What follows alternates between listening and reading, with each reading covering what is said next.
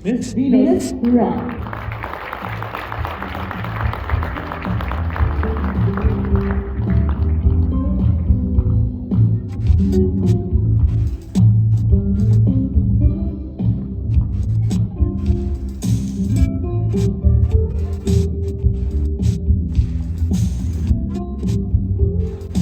Hello sa ating lahat. Umaga pa pala. Magandang umaga ho sa ating lahat. Dapat tama. Ang ganda ho ng presentation ng mga kabataan natin. I think that's such a good reminder of ano ba talaga ang gusto nating tayuan? Ano ba talaga ang tinatayuan natin bilang mga kabataan? I know that as young people, ang dami nating pinaglalaban sa buhay. Pero delikado ho pag ang pinaglaban natin ay hindi tama. Sana, kung may paglalaban tayo, yung tama. This morning, oh wow. That's amazing. Okay, sure. So this morning, I'd like to begin this sharing by sharing a personal story with all of you. Let me begin. One morning, while it was still dawn and our Nipa hut is still soaked in fog, I heard our neighbor calling my mom's name. She screamed, "Nay Esther, magandang umaga ho." I was still very young and couldn't understand clearly what was happening. She asked, "Ilan ho kayo dito? How many are you in the household?" My mom started counting and answered, "5 kami dito. There are 5 of us here." And then our neighbors started writing the names of my family members on a sheet of paper and handed an envelope to my mom. And then she said, may mga watcher naman ho doon." There will be watchers there as well. Many years after, I'm already 18 years old and already a voter. It was my first time to exercise my right to vote. I was so excited. Alam mo yung pagkatapos mong magbumoto, tapos may itim-itim ka pa dito, pipicturean mo yon, popost mo yon, kasi papakita mo na may ink sa kamay mo kasi bumoto ka. But that familiar scenario happened again. Someone went to our house, asked for the numbers of voters in our house, and this time, I'm already part of the list. I received a specific amount of money from a specific candidate. And because I have accepted it, automatically, I should be voting for the person. Because if not, they will surely know because they have people watching us. I'm so glad that this is not happening in Baguio City. Yes. Marami ho akong narinig na nagsalita at nakausap ho namin si Mayor kanina and he said, ito ang ginagawa namin sa Baguio. But this is our real life story. And this story can also be the story of many Filipino families out there. Ito ho ay pwedeng kwento ng mga magsasaka. Ito ho ay pwedeng kwento ng mga mangingisdang kababayan natin. Ito ho ay pwedeng kwento ng kaibigan ninyo. Ito ay pwedeng kwento ng pamilya, ng mga tricycle driver, ng mga jeepney driver natin, ng mga tao na medyo nasa laylayan ng komunidad, pero dahil kulang ang kinikita sa araw-araw, ginagatasan ho yun ng ating mga leaders dahil yun ang pangangailangan nila sa oras na yan. At dahil kung isa kang magulang, sa mga magulang ko na nandito, sa mga tatay na nandito, parang nakakawala ko ng dignidad yung wala kang maiatang na pagkain sa harapan, sa mesa ng iyong pamilya at wala kayong maayos na pagkain sa araw-araw. And if you are in that family, if you are the leader of that family, you would probably accept that envelope that my mom accepted years ago. Kasi kailangan natin yun eh. Kailangan pamilya natin yon sa araw na yon. Pero ang hindi natin nalalaman, yung tinanggap natin ngayon, bayad na tayo. Bayad na tayo. Bayad na sila sa atin. Ibig sabihin, kung kabataan ka and you want some program in your community, you want some programs probably with other young people, you're like, anong programa? Walang programa para sa inyo. Bayad na kayo. Dati pa. Matagal na. I hope that this will not be a reality in this city, because this is a reality in the many parts of our country. And the sad reality is, you know, in the Philippine political system, it seems like this is a normal thing to do. Alam niyo ho, as a young mind, when I was young, and then I felt like that young mind has been corrupted so early. Yung sabihin sa'yo na okay lang yan, tanggapin mo yan. Or, magkano binigay ng kabila? Tataasan namin para sa amin kayo. With this organization that I'm part of, it's called Christian Values Movement. And Sir Jerry here is one of our leaders. Umiikot po kami sa iba-ibang parte ng Pilipinas. And we talk to young people. And you know what? Sila nagsasabi sa amin, magkano na ba ang bilihan ng boto ngayon? May idea ba kayo? May idea ba kayo magkano ang bilihan ng boto ngayon? Some people would say 5,000. Some young people would say 10,000. Some young people would say 15,000 pesos per family, pero iboboto mo mula presidente hanggang kagawad nila. Iboboto mo mula presidente, straight yon hanggang mayor nila. 15,000 pesos. Naubos yun ang pamilya mo sa 1 linggo, 2 linggo, o baka 3 linggo. Pero pag na-ospital ang anak mo, walang pondo ang gobyerno sa pagpapagamot ng anak mo.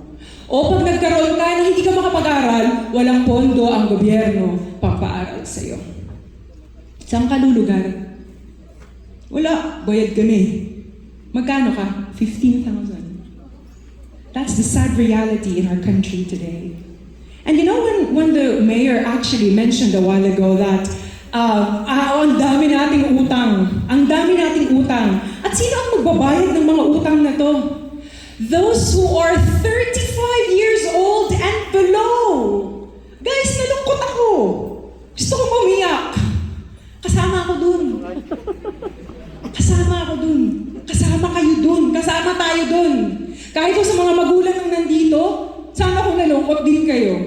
Kasi kasama dun yung mga anak ninyo. And if we say that we care for this nation, if we say that we love our country, nakakalungkot guys. Nakakalungkot na tayo magbabayad dun. Bakit saan ginastos? Ba't tayo nagkaroon ng kalaking utang? Paano?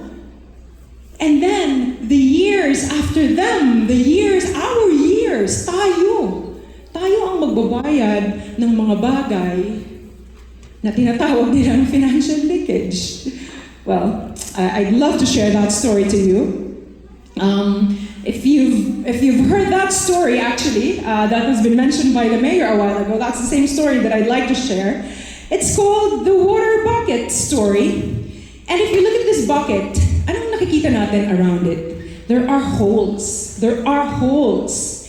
What's the purpose of this bucket? Ang purpose ng bucket is for the bucket to be filled with water. Pero paano mapupuno ang bucket ng water if may mga butas siya? May mga butas siya. And we have a fancy way of saying things. We say it's financial leakage. Wow. Sayang po yung ganito, ganyan. Pero saan po napunta? The sad reality is this is still happening in our country today. There's a story shared by a friend. At itong kaibigan na to ay congressman ng yung kaibigan ng kaibigan natin ay contractor nagbid ng isang programa para sa isang probinsya. Pero ang sabi ng congressman dun sa probinsya na yon, ang bigayan ay 40%. 40%! 40% makukuha ni Kong, 60% paggawa mo kung ano yung proyektong kailangan gawin. Kaya ho, pag umuwi tayo sa mga probinsya, minsan, bakit parang ganun? Parang walang progreso dito. Yung kinalakihan ko kong bayan, mula ako bata ako hanggang sa ngayon, malaki na ako, kung anong itsura ng bayan ko noon, ganun pa rin ngayon. Walang ospital, ni walang clinic, ni walang ganun, walang bangko, walang Jollibee. Wala! Kasi, bakit? Kasi ganun na, simula pa lang hanggang sa kasalukuyan, ganun pa rin ang nangyayari.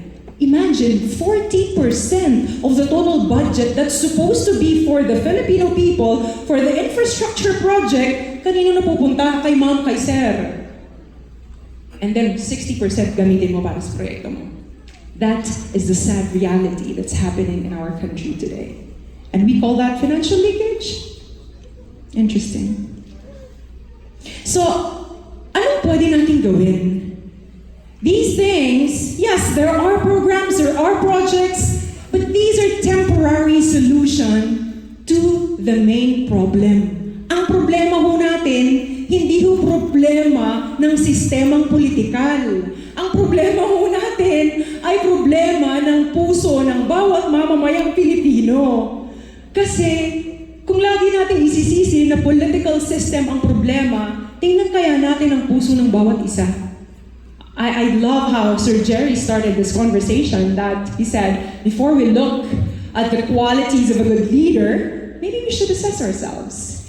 Maybe we should check. Maybe we should, check our hearts. Nasaan ba tayo? Anong klase ba tayong butante? Kasi kung maayos tayong klaseng butante, hindi tayo maglalagay ng tao na alam natin na sa dulo ay lulukohin tayo. Hindi natin gagawin yun. But the sad reality is, nakakalusot pa rin po sila. I think that the solution, maybe one of the many solutions of what we are experiencing today, is not from the outside in, but from the inside out. Tingnan natin ang sarili natin. Kahit sa barangay nyo, kahit sa SK natin, sino ba yung mga gusto nating iboto? Yung magaling magpatawa? Sino gusto nating iboto? Yung sikat sa Twitter? Sino gusto nating iboto? Yung maraming campaign materials na nilalagay kung saan-saan. Minsan kasi tinatamad na tayong gumawa ng assignment natin. TikTok na lang tayo. Tapos check natin sa TikTok sinong mas madaming views. O sige, snippets of things. Pero hindi naman kasi na-assess snippets of things ang kagalingan ng isang leader. Pag sa TikTok tayo umasa, paano yung mga leader natin na walang campaign managers? Paano yung mga leader natin na hindi nagtitiktok? Paano yung mga tao na wala sa social media, pero magagaling? Pero wala silang pera para doon sa mga materials na gano'n. Sabi kanina ni Mayor, I hope that one day, even our young people can lead kasi hindi mo kailangang mamigay ng pera para lang maging leader ka. I hope that that will really happen in our generation. So, is there something that can be done? I'm sure that there's something that can be done. And we are hopeful that something can really be done. Alam niyo ho, I personally believe that something can really be done. I personally believe that programs and projects are only temporary solutions, but instilling good values and transformational values in the lives of people is really important. Minsan mo kasi, hindi na natin masyadong pinagtutuunan ng pansin yung good values. Feeling natin yung GMRC, pang-elementary na lang yun. Feeling natin hindi na dapat tinuturo sa atin yun ngayon because we know better. You know? We know better. Huwag niyo kaming turuan, we know better. Sometimes that's how we are. But that's the sad reality. Good values sometimes are underestimated kasi feeling natin, mas magaling tayo. Sabi nga ni Pastor Brian kanina, kausap niya si Mayor, tapos ang sabi, ang dami kasing opinion ng mga tao. Kahit okay yung ginagawa, ang daming sinasabi. Kasi alam mo, we all want to be heard. Gusto natin yung opinion natin ang tama. Pag may pinatupad ng gobyerno na maayos naman, but do you think, Mayor, that would be okay? Sir, but do you think it? But because our opinion is the best. That's always the case. Our opinion is the best. Pag may nag-viral, hindi, kaya ko yan, tapatan ko yan. Mas magaling tayo dyan. Kagaling natin eh, takbo na lang kaya tayo lahat. Yan, sige. Marathon tayo. Gagaling natin eh. Pero alam nyo, ang tunay na magaling, nakikinig. Ang tunay na magaling, kung alam mo na may tao na may potential, o sige, hayaan mo that person would lead. And then you support the person. If you have some thoughts, then share your thoughts to that person. And maybe that person hopefully would listen. And if that person listens, then a good leader, when there's a good leader, then all of us will win. Ay, nako. Gusto natin lahat tumakbo. Nakakaloka. So, I've mentioned a while ago that I'm part of an organization that is called Christian Values Movement. And in this movement, again, we are not promoting any candidate. We are not promoting any group of people, but we are promoting good values. And I'd like to share this video to you, and maybe, hopefully, we can think about it, and then later on, I'll talk more about the organization. So let's watch this. Mga kababayan, isang pribilehyo ang magbahagi sa inyo ng isang pagkakataon upang makamtan natin ang inaasang na pagbabago para sa ating bansa. Marahil po sa inyo, tila nawalan ako ng pag-asa para sa pinakamamahal nating Pilipinas. Alam niyo po ba na ang Pilipinas ay kilala bilang perlas ng silanganan noong 1950 pagkatapos ng World War II? Hindi lang yun.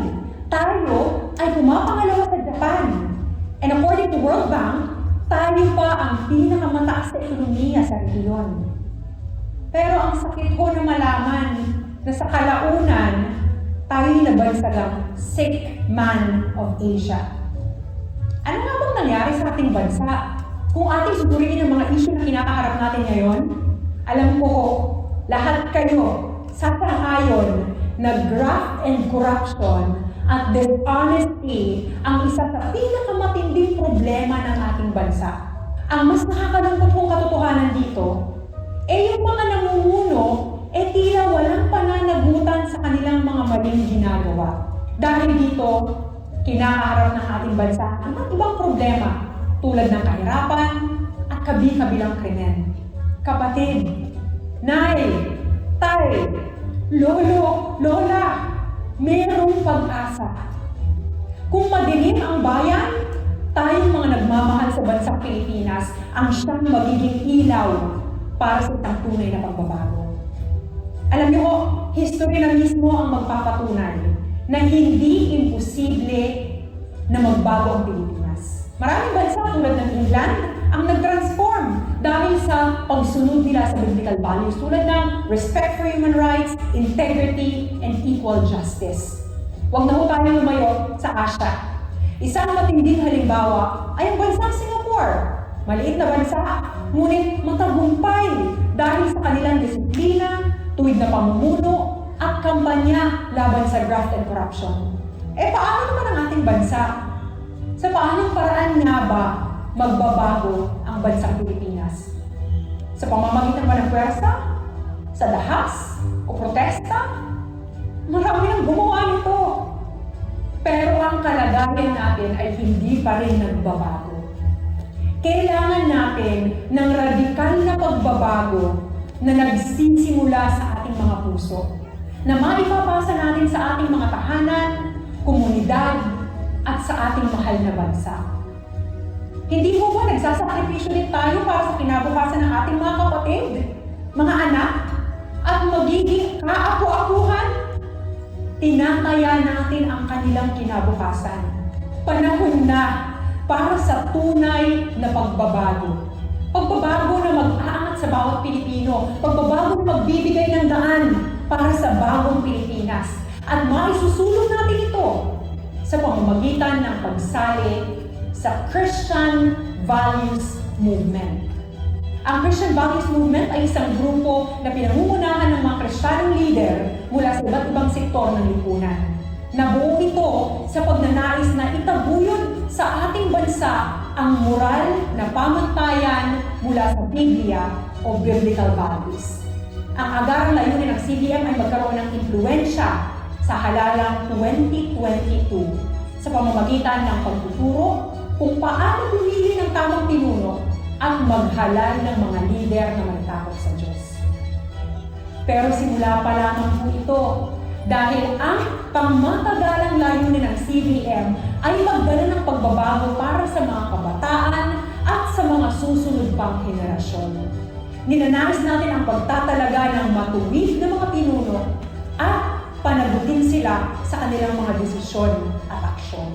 Sa pamamagitan ng movement na ito, ninanais natin na magkaroon ng pagkakaisa ang mga taong may takot sa Diyos upang magdulot ng positibong impluwensya at tamang pagbabago sa ating bansa. Ano nga ba ang values na gusto nating makita sa ating bansa at isinusulong ng CBM? Una, tuwid na pagkatao. Mga lider na tapat at may integridad. Pangalawa, kakayanan. Mga lider na may katalinuhan at kakayanang mamuno. Mga opisyal na may track record na ng kanilang abilidad at mga nagawa para sa bansa. Pangatlo, pamilya.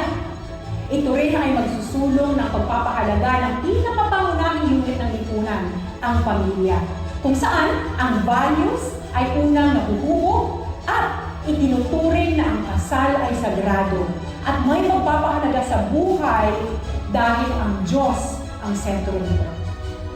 Pang-apat, hustisya. Mamumuno ng patas at may katarungan. Walang kinikilingan, walang palakasan. Pang-lima, pananagutan. Leader na may pananagutan, walang tinatago at handang tumanggap ng pagkakamali. Bawat isang kabahagi ng CBM ay dadaan sa isang napakahalagang programa na magtuturo sa atin ng mga prinsipyo sa Biblia ukol sa kung ano nga ba ang ibig sabihin ng tunay na pagmamahal sa bayan. Ano ang disenyo ng Diyos tungkol sa tamang pamumuno at pamamalakad, mga tamang pamantayan ng isang leader, ang ating pananagutan, at higit sa lahat, ang tunay na kapangyarihan na makapagpapabago sa ating buhay. Sa pamamagitan ng pagkakaisa ng milyong-milyong Pilipino na sumusunod sa Diyos at nagmamahal sa bayan, makakamit natin ang tunay na pagbabago na ating hinahangad. Para sa atin, para sa mga kabataan, para sa kanilang kinabukasan, at higit sa lahat, para sa ikadadakila ng ating Panginoong Hesukristo.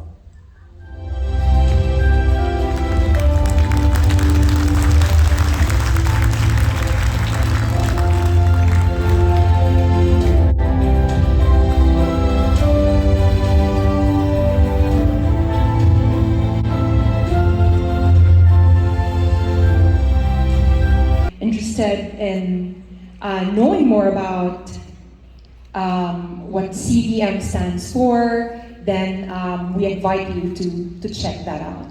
But I'd like to reiterate on this. It says in Proverbs 14:34, righteousness exalts a nation, but sin condemns any people. Ang ganda ho yung pagkakasulat sa Tagalog. Ang katuwiran ay nagdadakila sa isang bayan, ngunit ang kasalanan naman ay nagdudulot ng kahihiyan. Alam niyo ho, kung bakit marami sa mga leader natin, iilan lang sa mga leader natin ang kayang magsalita tungkol sa values. Bakit hindi lahat ng leader natin ay kayang magsalita tungkol sa values? Kasi pag binato natin sa kanila ulit yung mga sinasabi, baka ho mahiya silang simulan yung conversation about values because they know na hindi ho talaga aakma yung mga sinasabi sa ginagawa. Kaya ho, ang nagiging band-aid dun sa mga butas ay programa, proyekto para sa ganito, para sa ganyan. But if we really check their lives, baka ho, tayo rin ang malungkot. Kasi iilan lang ho talaga ang papasa. So, what is CBM or Christian Values Movement? What is our aim? Our aim is to teach about good values, and then yung bumuo ho ng isang matatag na samahan na magtataguyod ng maka-Diyos na pamamahala. We say that we fear God in this country, and we say that we are the only Christian nation in Asia. And we say that 86% of the total population of this country are God-fearing people. Pero nasaan? Hindi ho nagtatranslate yung ating imahe sa ginagawa natin at sa mga sinasabi natin. So this is CBM, or Christian Values Movement. As I've already mentioned a while ago, these are the core values that we want to see. Character. Chinek na ba natin anong karakter ng mga tao na tumatakbo ngayon? Chinek na ba natin anong mga nagawa nila? Chinek na ba natin anong stand nila when it comes to justice? Chinek ba natin, okay ba sila? Nailabas yung mga salin nila? Okay lang ba sila to be accounted? Okay lang ba sa kanila yon? Or family. Kumusta sila when it comes to family values? Kumusta ang pamilya nila? Kumusta ang pamamalakad nila when it comes to principles about family? I hope that this can be one of the plumb lines, if not the plumb line that we can use for this election. Sa CBM ho, ang sinasabi namin, hindi ka lang dito magre-rehistro at pag nag-rehistro ka na, okay ka na, bala ka na dyan. Mag-aaral ho tayo, sama-sama nating pag-aralan yung mga bagay na gusto nating matutunan. So meron hong sessions, 1, 2, 3, 4, 5. If you actually check our app, may mga video instructions, meron mga lessons, not only for people who want to be part of it, pero kung gusto mo lang i-check at sabihin mo na, sige nga, pagdaanan ko nga yan, i-check ko nga yan. Alam niyo ho, matutuwa kayo. Ako ho mismo, sobrang natuwa ho ako to be part of Christian Values Movement. Kasi alam ko, ngayon may batayan na ako, may basihan na ako. Pag yung gusto kong iboto, check ko nga, anong niya? Ano ba yung stand niya when it comes to, maybe this is a bit controversial, but maybe, ano kaya stand nitong gusto kong iboto when it comes to abortion? Let me check. And then if I see that this person is a little bit, I'm not so sure. If this person actually gives, value to life. I'm not sure. So, isang batayan yun, basihan ko yun sa pagpili ko ng leader na gusto kong ihalal. Kasi kung isang araw, para sa akin, I am a pro-life. But then I see someone who is making laws na pag nagkaanak tayo, guys, sabihin nila, okay lang yan. Okay lang, tanggalin niyo, walang problema. I think nakakalungkot yun. So what are the kind of leaders that we want to see in the future? So, I'd like to end with this. Christian Values Movement is not supporting or endorsing any politician at the moment. We want to educate voters. Ano ba yung mga values na gusto nating makita sa isang leader? As Sir Jerry mentioned a while ago, vote according to your conscience. As Pastor Brian said, ask this question, what is your line? Where do you draw the line? As for me, I use these values para makita ko, ito ang linya. Pag may tumawid dito, I'm sorry. Kasi ito yung linya ko. And our mayor encouraged us to consider our votes sacred and to make it count.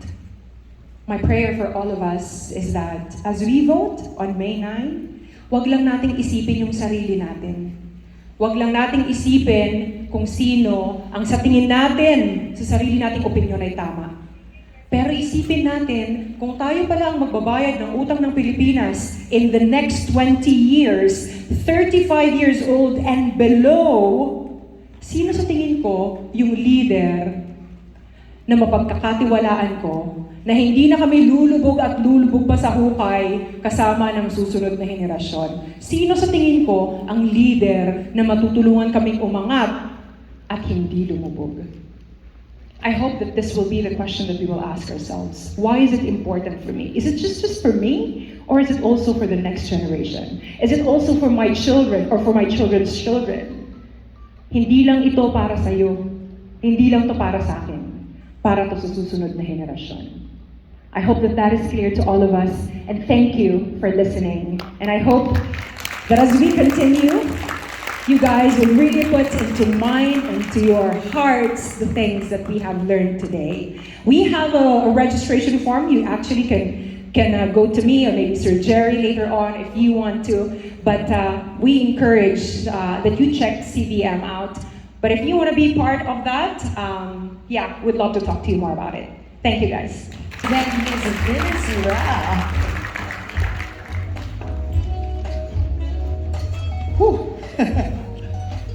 There's a lot to consider when it comes. Paano tayo mag-isip and everything? Alright, so now that we have gone through a lot, we've seen the status of the nation. We've seen that we also need to have, in order to have good leaders, we need to have good voters. Yes. We also need to know when to draw the line. Yes. And also